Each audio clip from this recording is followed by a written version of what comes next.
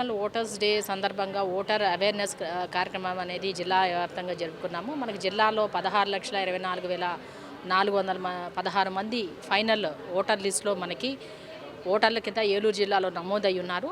ముఖ్యంగా మనకి మహిళా ఓటర్లు ఎక్కువ ఉన్నారు కంపేర్ టు మేల్ ఓటర్స్.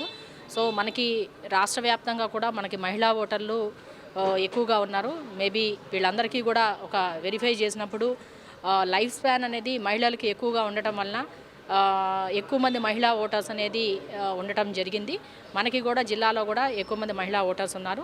మరియు మనకి 1743 పోలింగ్ స్టేషన్స్ ఉన్నాయి. పోలింగ్ స్టేషన్ సంబంధించి అరేంజ్మెంట్స్ అంటే ఏఎంఎఫ్ ఫెసిలిటీస్ అంటాము, ఎష్యూర్డ్ మినిమం ఫెసిలిటీస్, ఇవన్నీ కూడా ఏర్పాటు చేయడం జరిగింది. దానికి సంబంధించి ప్రతి ఒక్క పోలింగ్ స్టేషన్కి సంబంధించి ఫర్నిచర్ కానీ, లైటింగ్ కానీ, ర్యాంప్ అంటే పీడబ్ల్యూడీ ఓటర్స్ ఈ స్టెప్స్ ఎక్కి ఇబ్బంది పడకుండా కూడా అన్ని చోట్ల కూడా ర్యాంప్స్ అనేది ఏర్పాటు చేయడము and toilet, drinking water facilities ఇవన్నీ కూడా ఉండేటట్లుగా కూడా పోలింగ్ స్టేషన్స్ అన్నీ కూడా సిద్ధపరచడం జరిగింది. బిఎల్ఓస్ కూడా అందరూ కూడా డోర్ టు డోర్ వెరిఫికేషన్ చేసి మనకి ఫైనల్ ఓటర్ లిస్ట్ అనేది కూడా పబ్లికేషన్ అనేది జరిగింది.